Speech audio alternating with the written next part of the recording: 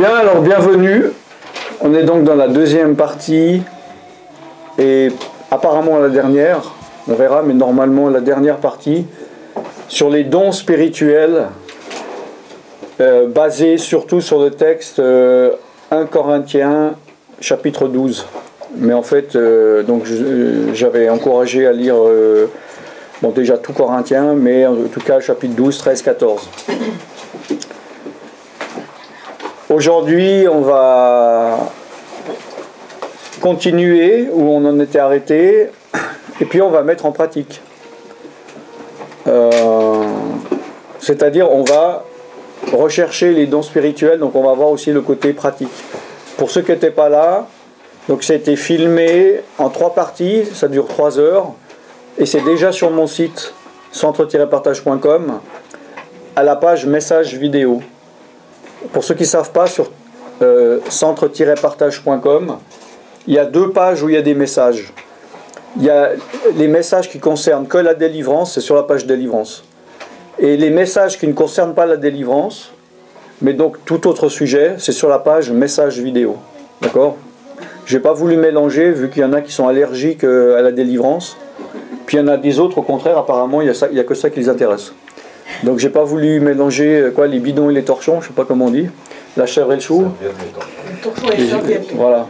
Hein. Une chose importante, parce que je crois pas l'avoir précisé la dernière fois, c'est que quand on regarde, quelqu'un peut lire 1 Corinthiens chapitre 1, donc l'introduction. J'ai bien expliqué qu'est-ce que t'es Corinthe, j'ai déjà expliqué quel genre d'église c'était, quel genre de ville c'était, quel genre de chrétiens ou quel genre de personnes étaient dans cette communauté. Là, on va voir à qui s'adresse en fait Paul. Donc, quelqu'un lit du verset 1 au verset 3. À haute et intelligible voix. Paul, appelé à être apôtre de Jésus-Christ par la volonté de Dieu, et le frère Sostène à l'église de Dieu qui est à Corinthe, à ceux qui ont été sanctifiés en Jésus-Christ, saints par vocation, à tous ceux qui invoquent en quelque lieu que ce soit le nom de notre Seigneur Jésus-Christ. Leur Seigneur et le nôtre, que la grâce et la paix vous soient données de la part de Dieu notre Père et du Seigneur Jésus-Christ. Okay. Donc,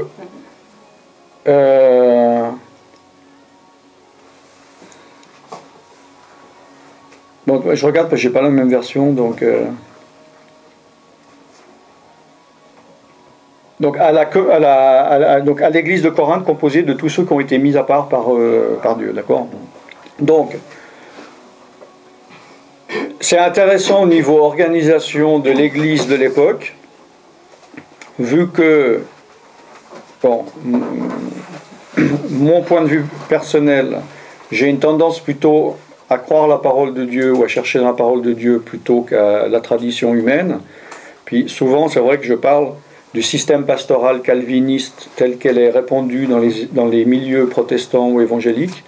C'est des églises pastorales avec un seul pasteur, une seule personne responsable qui est nommé pasteur. Bon, ça c'est Calvin qui a créé ce système d'église. Selon la parole de Dieu, c'est pas ce système. Je ferai une étude là-dessus approfondie.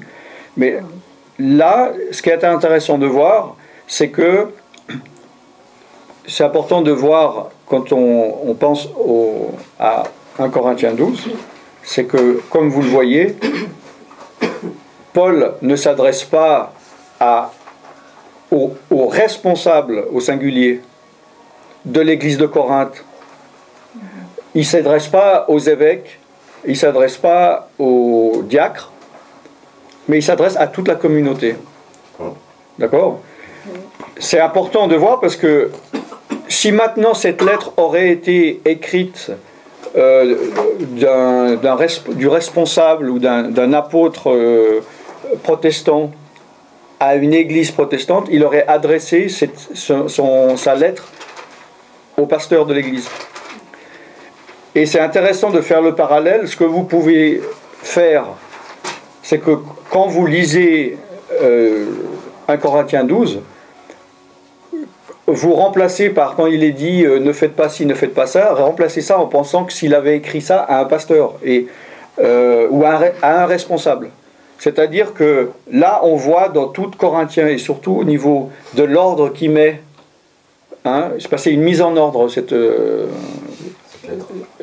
lettre, et puis par rapport aux dons spirituels, ce chapitre, il ne dit pas, bon, concernant les dons, vous êtes complètement en désordre, donc, et il donne le nom d'un gars, l'apôtre Pierre, met de l'ordre. Ou bien quand il y a un don de prophétie, bon, toi, le diacre machin, vérifie, et met de l'ordre, fait taire celui-là. Non, il ne s'adresse pas à un dirigeant ou un petit groupe de dirigeants. Il s'adresse à qui? À ceux qu'on vient de dire dans les 3 premiers versets du chapitre, c'est-à-dire à la communauté en général. Bon, donc ça c'est la parenthèse par rapport à l'organisation de l'Église, mais c'est important de dire ça parce que il y a des épîtres que Paul a écrits, qu'il a envoyés dans ses salutations aux responsables de l'Église ou aux diacres ou à celui-ci qui a une responsabilité. Alors que là, il parle à une sorte de une autogérance de groupe, d'accord? Bon, évidemment que faut pas oublier, vu que c'est l'église de Corinthe et que c'était une société, dans la société normale, laïque, complètement désorganisée, il aurait été difficile d'avoir de l'ordre dans l'église, en tout cas au début de cette église, d'accord? Mais c'est quand même un point important que je voulais souligner, parce que je pense que je ne l'avais pas dit à la première partie. Donc la deuxième chose, on va en 1 Corinthiens chapitre 12. Je vous rappelle une chose importante que j'avais dit, si quelqu'un il a une Louis II, il peut lire 1 Corinthiens 12 chapitre 1.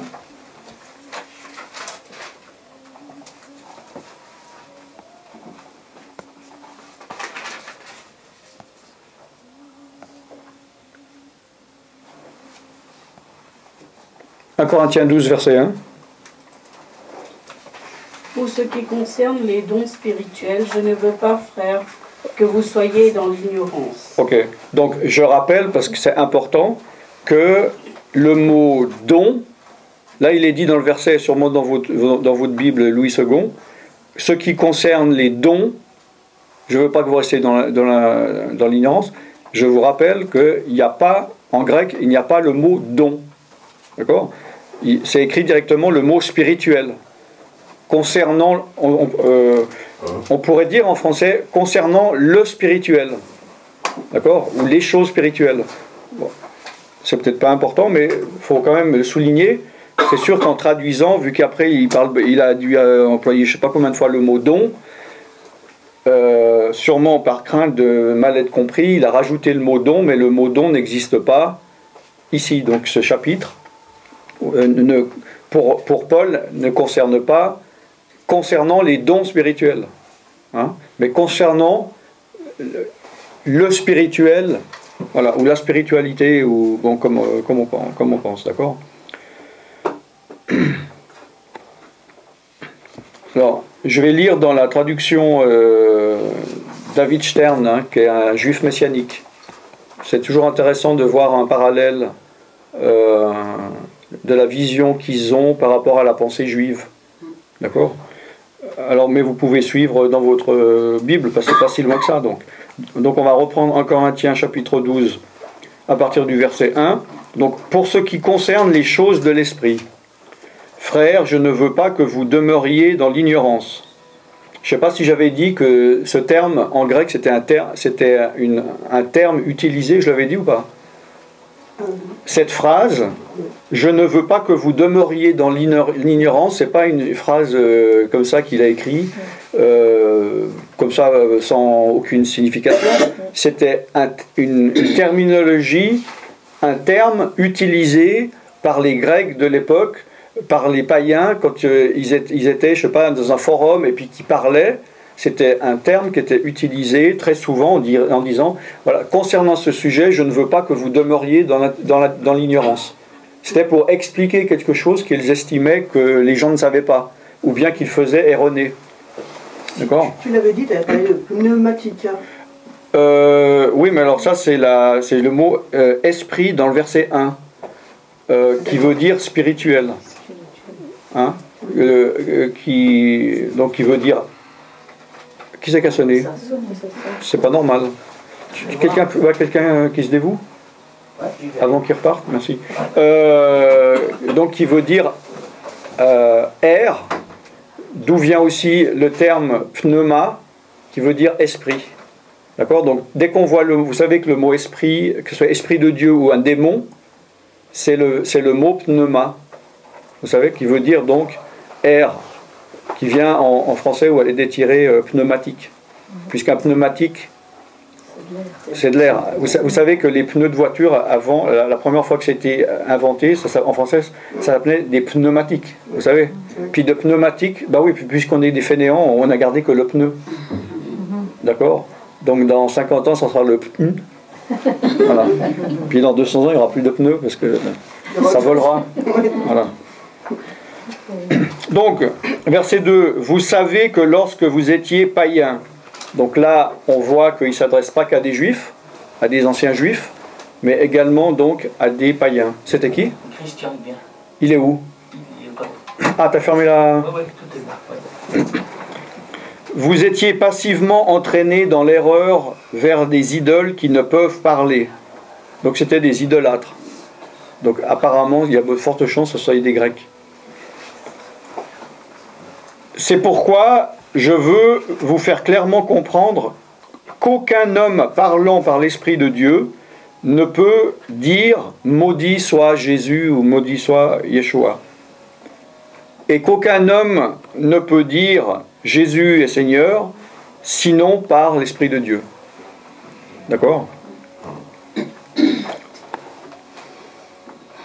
Donc là, apparemment, s'il dit ça, c'est pas anodin, surtout à l'introduction de ce chapitre. Bon, vous savez que la Bible, il n'y avait pas de chapitre. Vous savez ça, quand c'était écrit. Ni de verset, tout le monde sait ? Non ? Qui ne sait pas ? Qui ne savait pas ?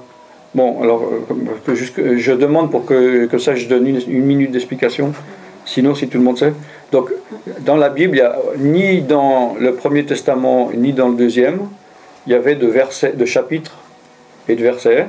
C'était rajouté après pour faciliter la lecture. Puis quand on cherche un verset, on le trouve facilement. Voilà. Bon, il y en a qui ont résolu ça, comme par exemple, je crois, la Bible des catholiques, il n'y a qu'une manière de l'imprimer, et ils ont tous les mêmes pages. Donc ils vont dire ouvrez votre Bible à la page 1253, donc puis tout le monde arrive directement dessus, mais comme on a des versions différentes, des éditions différentes, voilà, on s'en sortira jamais. Donc ils ont pas choisi au hasard, ils ont dit bon, maintenant on va mettre le chapitre 12, c'est quand même à la fin d'une sorte de texte ou de raisonnement. Et là ils ont eu raison, vu que là il commence par dire concernant les choses spirituelles. D'accord, donc c'est comme une introduction. On pourrait dire peut-être presque à la ligne. D'accord ? S'il dit ça au début en disant je veux clairement vous faire comprendre que personne ne peut dire par l'Esprit de Dieu ceci ou ne peut dire sans l'Esprit de Dieu, c'est qu'il y avait apparemment... Non, mais assieds-toi là. Ah bon ? Ne peut dire... ça veut dire qu'à l'époque, il devait y avoir une sacrée confusion par rapport à du discernement spirituel, justement. D'accord ? Puisqu'ils étaient déjà dans le désordre, et que peut-être ils devaient dire, à mon avis c'est ma compréhension, je ne sais pas ce que vous comprenez, mais peut-être parce que quelqu'un aurait donné une parole entre guillemets de connaissance, qu'elle soit vraie ou pas vraie, peut-être qu'il disait ah ça c'est un homme de Dieu vu qu'il a dit une parole, et puis quelqu'un qui venait, qui maudissait Jésus, parce qu'il disait peut-être quelque chose de bien sur Jésus le jour d'avant, le jour d'après, il l'acceptait quand même, etc. Donc Paul il voulait préciser les choses concernant ce thème, que nul ne peut par l'Esprit de Dieu dire maudit soit Jésus, hein, et aucun homme ne peut dire Jésus est le Seigneur sinon par l'Esprit de Dieu. Bon. Il y a différentes sortes de dons. Donc ça c'est au verset 4.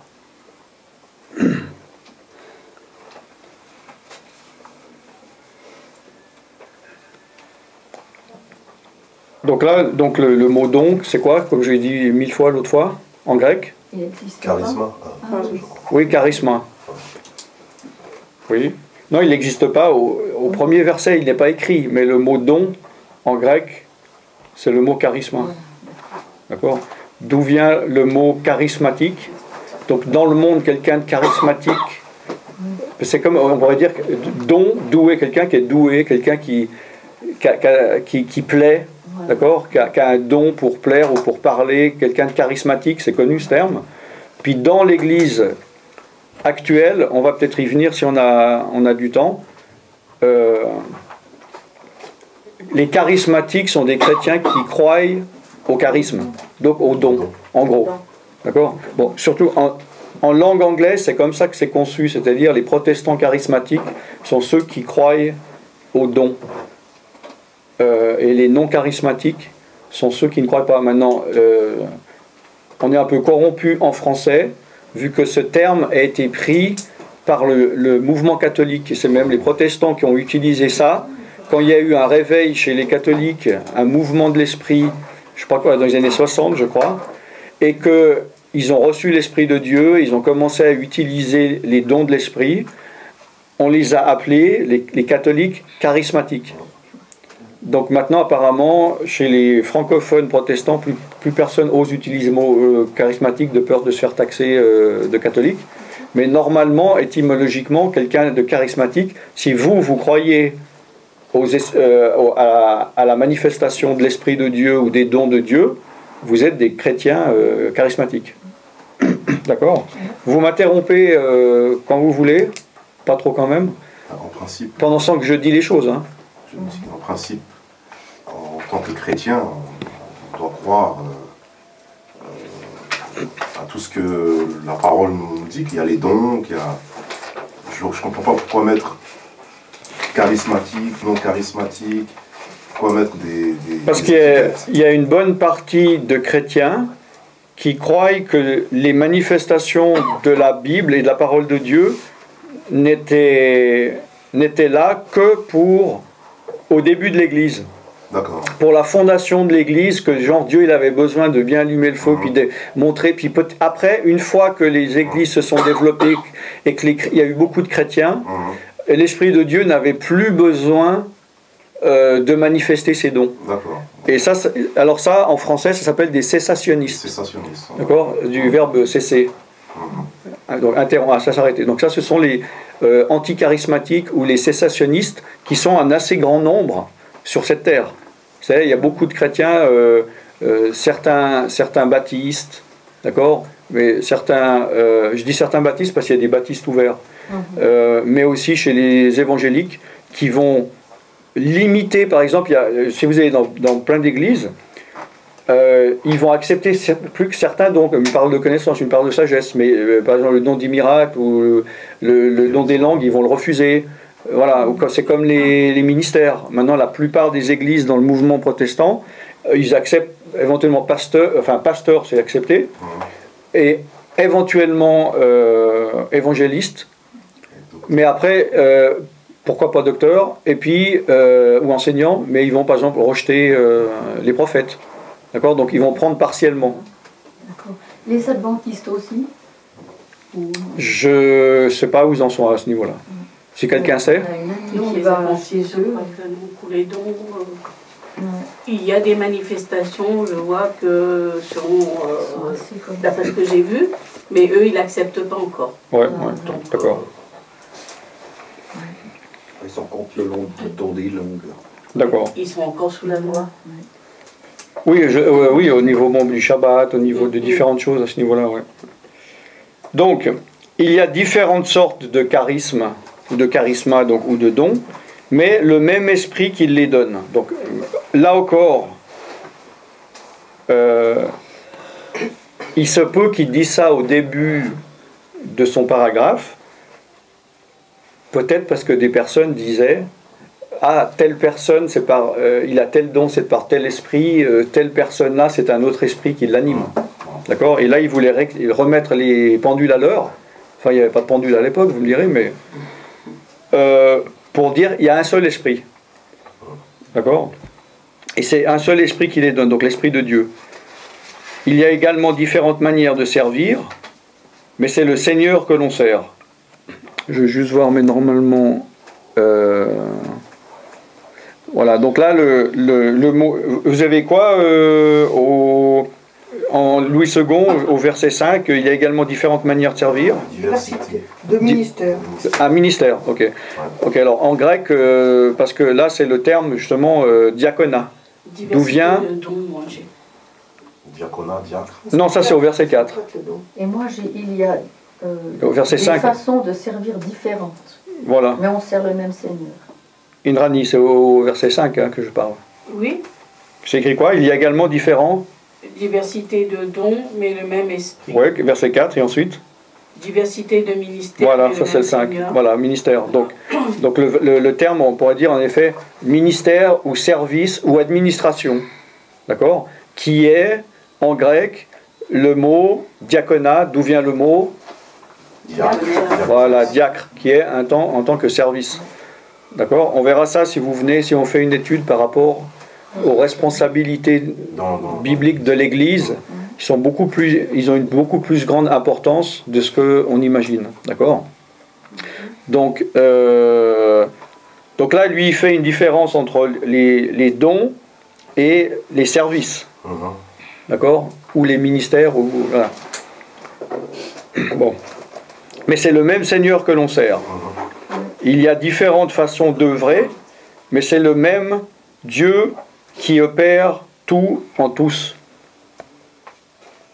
Bon, on va pas développer maintenant. Mais bon, là, il y a trois manières de servir. On voit premièrement, il y a les dons, deuxièmement, le service, et troisièmement, les œuvres, les travaux. Hein? Il y a différentes façons d'œuvrer. Je ne sais pas ce que vous avez dans la...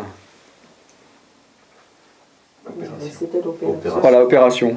D'accord. De plus, il est donné à chacun une manifestation de l'esprit en vue du bien de tous. Donc là, on rappelle qu'il est dit que c'est les dons dont il parle dans Corinthiens, et là spécifiquement Corinthiens 12, c'est pour l'édification de l'autre. C'est pour le bien de tous, et non pas pour son édification personnelle. D'accord ? Donc à l'un est donné la parole de sagesse, là on va sauter, on a déjà vu tous les 9 dons qui sont écrits là. Verset 11, c'est le seul et même esprit qui opère toutes ces choses, distribuant à chacun comme il lui plaît. Donc là il répète encore une troisième fois que c'est le même esprit, donc il devait vraiment avoir une confusion, puis des gens devaient dire toi tu parles par je sais pas quoi Adonis, toi tu parles par tel esprit, hein. Parce que là il insiste lourdement, je trouve, non? Oui. Car le corps est un tout en ayant plusieurs membres, et tous les membres du corps, bien que nombreux, constituent un seul corps. Ainsi en est-il de Jésus, du Messie. En effet, c'est par un seul esprit que nous avons été immergés en un seul corps, que l'on soit juif ou païen, esclave ou libre, et tous nous avons reçu d'être abreuvés à un seul et même esprit. Donc là, il insiste. Là, c'est le gars qui n'a pas compris qu'il y a un seul esprit. Je sais pas. Hein? Ouais. Le corps, en effet, n'est pas constitué d'un seul membre. Donc là, il continue, hein, si jamais il y a quelqu'un qui n'a pas encore compris. Mais de plusieurs. Si le pied disait, bon alors là il a vraiment été, vraiment le gars qui n'a pas compris, c'est qu'il ne veut pas comprendre. Hein.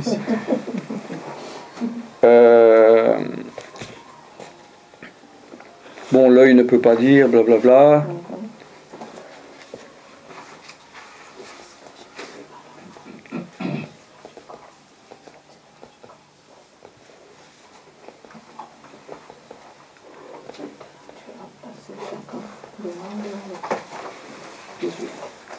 Alors, verset 27.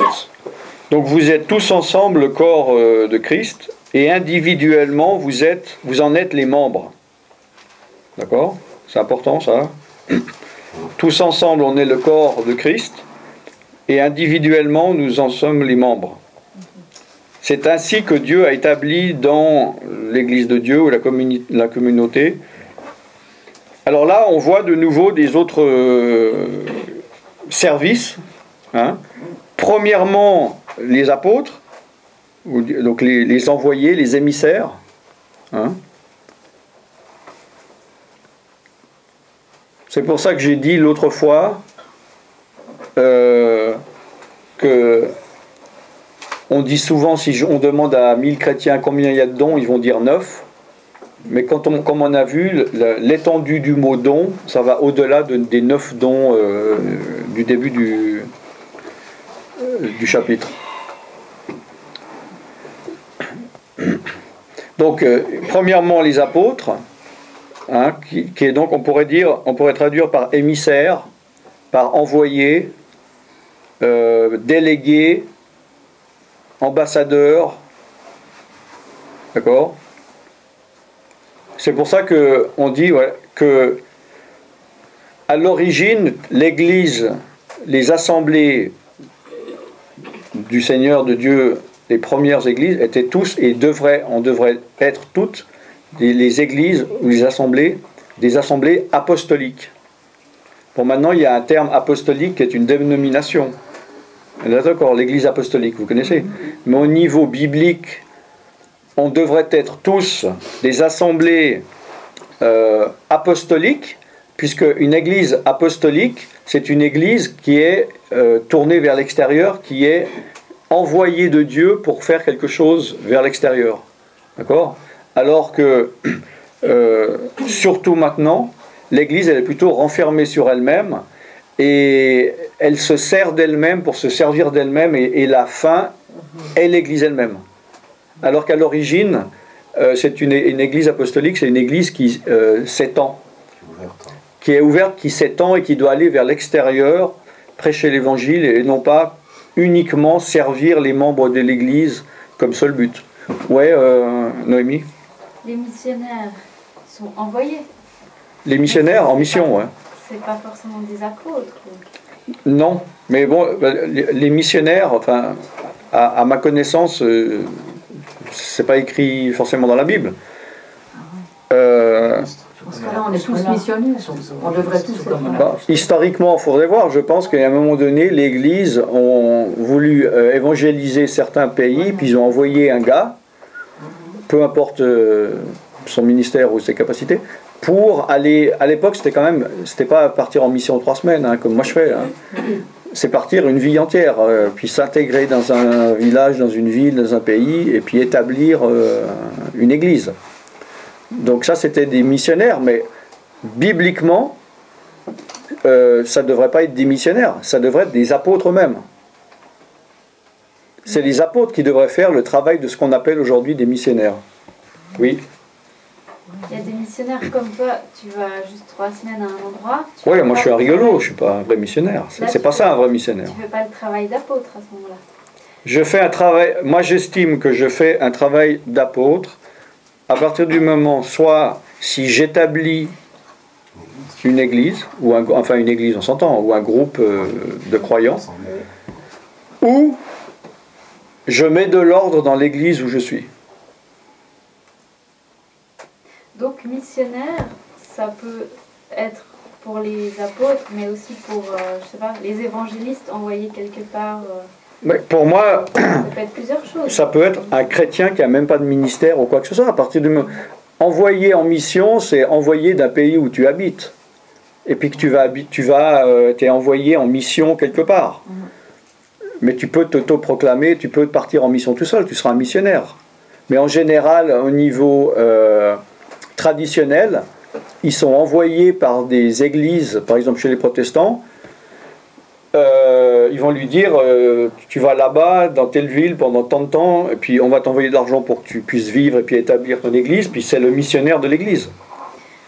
Et missionnaire, c'est pas un terme qu'on voit dans la Bible. Alors, moi je le connais pas. Est-ce que peut-être qu'il existe? Est-ce que quelqu'un sait s'il existe? Moi, j'ai jamais vu. Moi, à mon avis. L'apôtre Paul, avec tout son itinéraire, c'était un missionnaire, enfin, c'était un apôtre, mais qui missionnait partout. C'est ce que je. Ouais. Voilà, donc, le vrai missionnaire envoyé par Dieu, je pense qu'il a un cœur d'apôtre. Il doit avoir un mystère d'apôtre. Oui, mais. Il forme les églises, qui est vraiment appelé de Dieu à former les églises dans tel et tel pays. Voilà, mais comme. Par rapport à. Bon, je ne connais pas complètement l'histoire de l'Église, mais. Comme déjà dans l'Église catholique, ils ne respectaient pas l'ordre que Dieu établit dans les églises et qu'ils ne croyaient pas, il n'y avait pas de vrais apôtres, comme c'est le cas dans la majorité des églises protestantes, ils vont envoyer quelqu'un, ils vont le nommer missionnaire. Ils ne vont pas appeler apôtre vu qu'ils ne croient pas au ministère apostolique, d'autant plus qu'ils n'ont rien à dire à un apôtre. Non? Il y a quelqu'un qui a quelque chose à dire par rapport à ça? L'établissement, on voit dans la Bible que toutes les églises qui ont été établies, que ce soit en Judée, là où il y avait les 12 apôtres, ou Paul, ben voilà, ça a été fait par les apôtres. Oui, mais à l'époque, l'apôtre, c'est d'établir une église. Voilà, alors le problème, c'est que à l'époque, ça ne pouvait pas être quelqu'un d'autre, vu qu'il n'y avait qu'eux, puis qu'il n'y avait rien sur place. Et justement, le problème, c'est comment s'adapter maintenant dans une situation qui est différente. Parce que maintenant, on pourrait se dire, Genève qui est à côté, qui a 500 000 habitants, puis qui a 60 églises évangéliques, on pourrait se dire, qu'est-ce qu'un apôtre a à faire là-dedans? Ouvrir une église, il y en a déjà 60, il y en a déjà trop. Il y en a 200. Pardon? Il y en a plus encore. Moi, ce que j'ai entendu, c'est que officiellement inscrites, il y en a 60, mais c'est sûr qu'avec toutes les églises ethniques non inscrites qui sous-louent des trucs ou des maisons, c'est sûr qu'il va y en avoir plein, beaucoup plus. Mais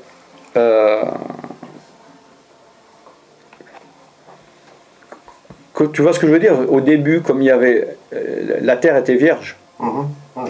Donc là, c'était un apôtre. Mais c'est sûr qu'au bout d'un moment, si par exemple à Corinthe, tout d'un coup, il y avait 3, 4, 5 églises et puis que c'était saturé, l'apôtre, il avait peut-être plus à en établir. Par contre, comme on le voit dans ses lettres, il mettait de l'ordre dans les églises qu'il avait créées. Mais aujourd'hui, il n'y a plus d'apôtres. Un apôtre, selon Dieu, peut très bien être appelé à établir l'Église fondée sur la saine doctrine, puisqu'on voit on dit oui, il y a 60 églises à Genève officiellement, sans compter les autres. Oui. Mais elles suivent chacune leur voie. Oui. Et il y en a beaucoup qui ne sont pas établis sur le fondement de la parole. En effet, oui. Ils suivent la doctrine d'un père fondateur ou d'un leader et qui ont des commandements qui vont à l'encontre même de ce qui est écrit. Oui. Donc aujourd'hui, on pourrait dire quelqu'un peut être levé par Dieu pour ramener le peuple de Dieu à la lumière de l'évangile, à la vérité, et à sortir des fausses doctrines. Oui, parce que si on regarde que par exemple, si on regarde deux branches de ce que Paul a fait, c'est-à-dire établir des églises et mettre de l'ordre après. Voilà. Mais en effet, s'il n'y a plus d'églises à établir, l'apôtre a encore la responsabilité de mettre de l'ordre là-dedans, en effet. Exactement. Oui, oui, tout à fait.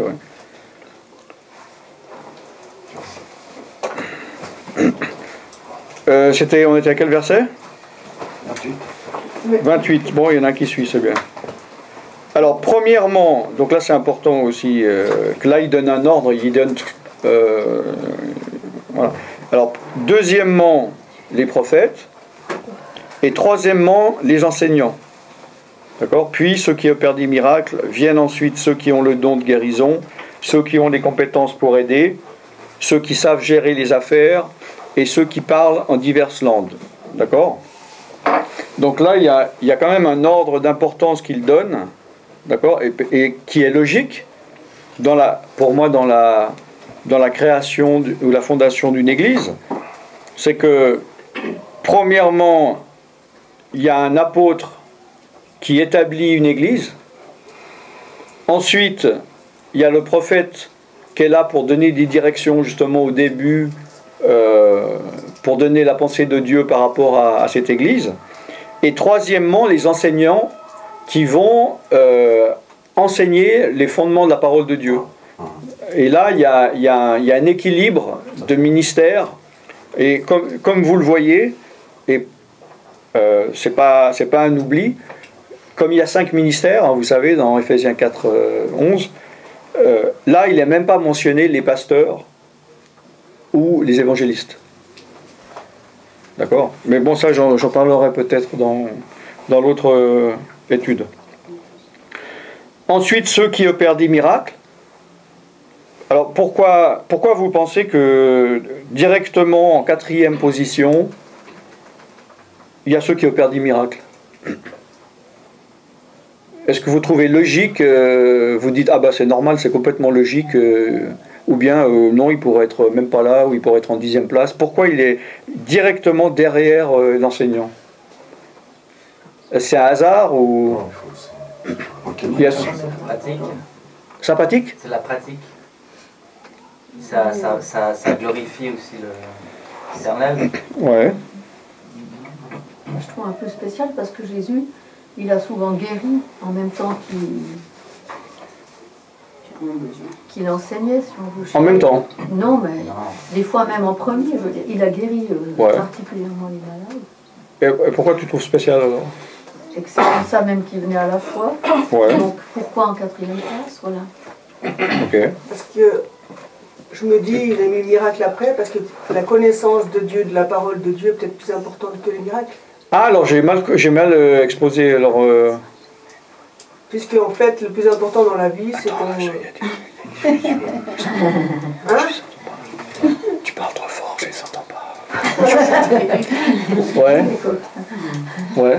Enfin, je me disais ça comme ça, qu'il y a... En fait, non, j'ai mal formulé ma question. Ma question n'était pas pourquoi il est à 1, 2, 3 à la 4e place, mais pourquoi il est déjà à la 4e place et pas à la...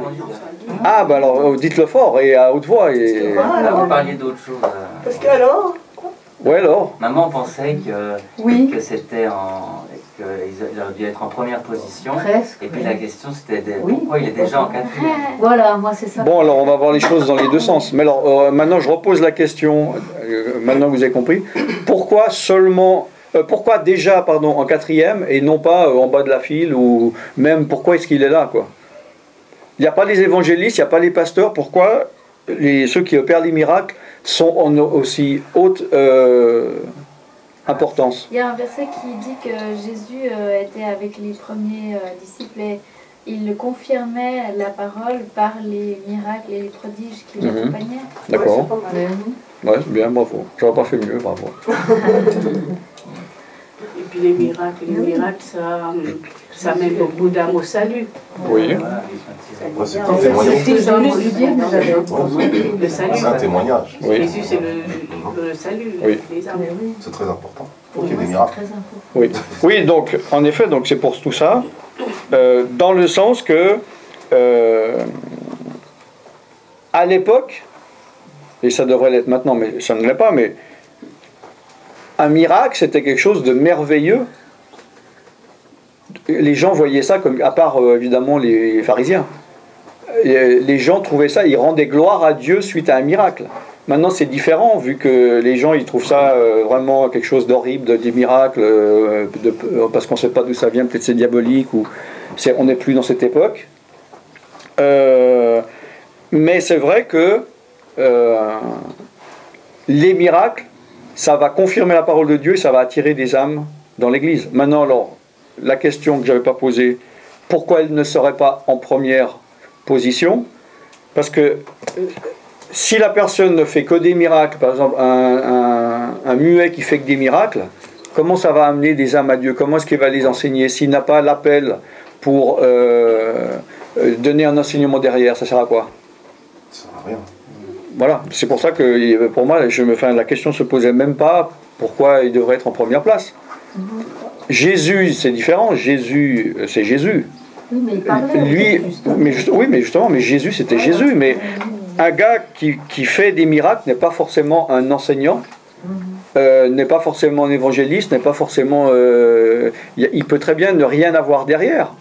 Tandis que si à la base il y a déjà un apôtre, un prophète et un enseignant, et là au milieu de tout ça, il y a un gars qui fait des miracles, il y a quand même la base pour garder et pour enseigner le gars qui vient d'être attiré, amorcé par ce miracle. Parce qu'il y a des gens qui viendraient voir Jésus que pour des sandwichs au poisson, hein, pas pour autre chose. Voilà.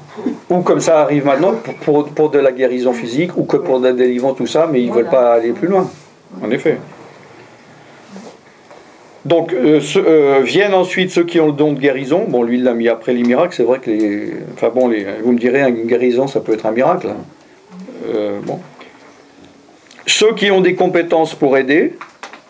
Donc là, c'est à ne pas mépriser non plus. Je vais vous dire tout de suite.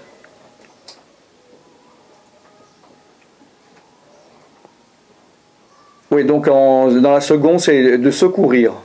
D'accord?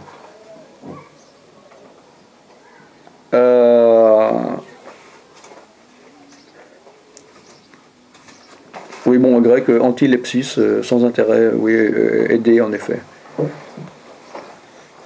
Ensuite, ceux qui savent gérer les affaires, là dans la seconde, de gouverner, d'accord? Alors là, c'est Kubernetes, si ça peut vous aider, qui est dans le sens de, en effet, gouverner ou piloter. À l'époque, c'était pas un avion, c'était un bateau. Donc c'est dans ce sens-là, donc de gouverner. Donc la place qu'a pris le pasteur dans l'Église protestante. Hein?